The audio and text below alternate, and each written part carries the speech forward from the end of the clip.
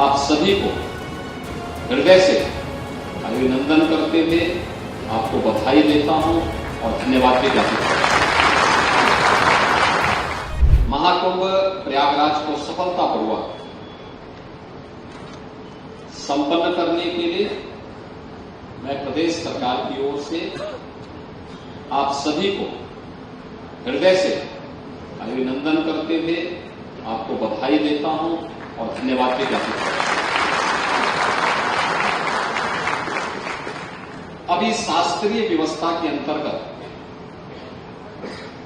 13 जनवरी से 26 फरवरी के बीच यानी पौष पूर्णिमा से महाशिवरात्रि के बीच महाकुंभ का जो आयोजन था उसका समारोह हुआ है। लेकिन हमारी प्रशासनिक और पुलिस व्यवस्था की ओर से जो आयोजन हुआ है, इस आयोजन को समेटने के अंतिम चरण की कार्रवाई प्रारंभ होगी और यह आपके जीवन के लिए भी एक अलौकिक, अद्भुत और अविस्मरणीय क्षण है। इतने बड़े आयोजन के साथ आपको बहुत कुछ देखने, सीखने और जानने का एक अवसर प्राप्त हुआ होगा। देश का हर व्यक्ति क्यों अभिभूत है, दुनिया का जो भी प्रयागराज में आया है वह क्यों अभिभूत है। पैसा सरकार पहले भी खर्च करती थी, व्यवस्थाएं पहले भी कम और ज्यादा होती थी, लेकिन पब्लिक का स्केल इस पैमाने पे नहीं हो पाता था। कुछ तो कारण रहे होंगे और कारण अगर आप जाएंगे तो उसके मुख्य 2 ही कारण हैं। एक, हर स्तर पर व्यवस्था के प्रति जवाबदेही का होना। हर एक व्यक्ति ने अपने अपने स्तर पर उस जिम्मेदारियों के निर्वहन करने के लिए पूरे प्राणपण से जुटने का प्रयास किया है, ऑनरशिप की। हम असफल तब होते हैं जब हम एक दूसरे के ऊपर जिम्मेदारी डालने का प्रयास करते हैं। हम असफल तब होते हैं जब हमारा ध्यान समस्या को देख करके हम स्वयं धैर्य खोने लगते हैं। लेकिन हम सफल तब होते हैं जब समस्या को समस्या न मान करके हम समाधान की ओर जाते हैं, तो हमें रास्ते भी मिलते हैं और हम सफलता की नई ऊंचाई को प्राप्त करते हुए एक नए प्रतिमान को भी गढ़ने का काम करते हैं। और प्रयागराज महाकुंभ ने उस प्रतिमान को गढ़ने का काम किया है। 66 करोड़ 30 लाख से अधिक श्रद्धालु जनों का आना है और प्रयागराज महाकुंभ के इस स्केल का अंदाजा वही लगा सकता है जो प्रयागराज में आया हो। देश के किसी कोने में बैठ करके या प्रदेश के किसी कोने में बैठ करके या दुनिया के किसी कोने में बैठ करके अनर्गल टिप्पणी कोई भी कर सकता है, लेकिन जो आया अभिभूत होते गया। उसने स्वच्छता की भी सराहना की, व्यवस्था की भी सराहना की,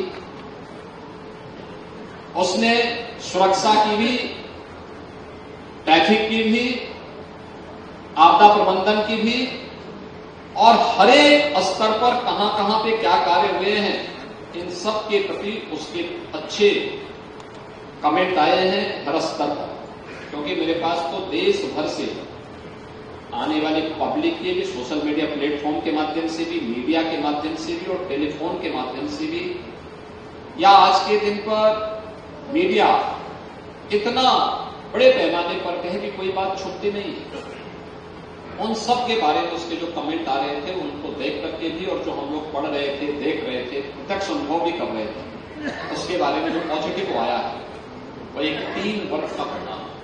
आदरणीय प्रधानमंत्री जी का मार्गदर्शन था, जो उनका विजन था वह आपने जमीनी धरातल पर उतारने का काम किया। लेकिन इस शास्त्रीय व्यवस्था के अंतर्गत महाकुंभ की पूर्णाहुति तो हुई है। अब आगे की जिम्मेदारियों, एक एक कार्य को आपने देखा। एक एक कार्य की अच्छाई और उसमें कहां कमियां रह गई कि उसको और अच्छे ढंग से आगे बढ़ाने का काम कर सकते हैं। आगे के आयोजनों के लिए उसको डॉक्यूमेंटेशन करना, उसको डॉक्यूमेंटेशन के करते हुए आगे बढ़ाने के लिए फिर उसको तैयारी करना, मेला प्राधिकरण के साथ मिलकर के इस आयोजक को, यहाँ के लोकल प्रशासन के साथ मिलकर के फिर इस आगे के पीढ़ी के लिए उसको हस्तांतरित करना। यानी सब कुछ तो पहले से था, धरोहर हमारे पास पहले से थी, लेकिन हमने आदि गुरु के रूप में भगवान वेदव्यास को क्यों आराधना की? क्योंकि उन्होंने श्री संहिताबद्ध किया, डॉक्यूमेंटेशन उन्होंने किया था। संहिताबद्ध करने के बाद एक शैली उन्होंने उसको दी, वही वेदों के रूप में, वही पुराणों के रूप में, वही पुराणों के रूप में आगे बढ़े और अब उसको संहिताबद्ध करना, डॉक्यूमेंटेशन उसका करना। इतना बड़ा आयोजन हो जाए,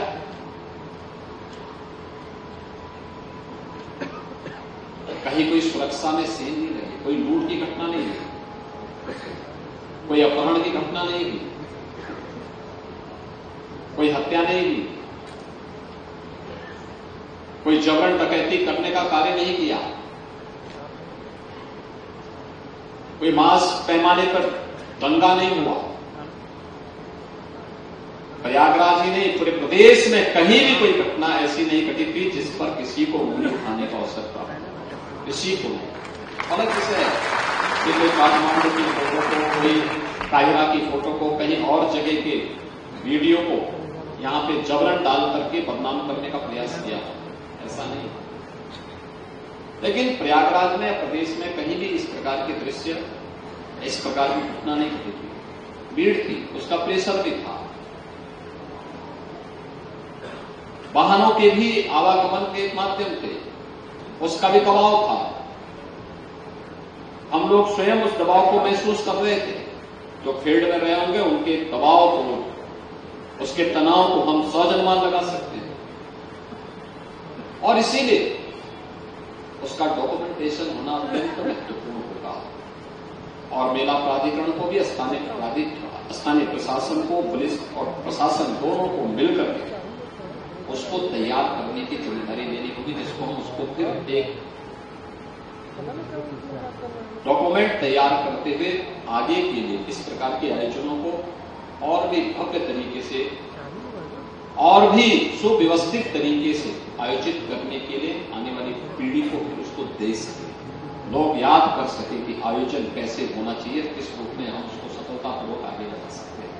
क्योंकि यही धरोहर है और यही विरासत है, पीढ़ी दर पीढ़ी आगे बढ़ती है।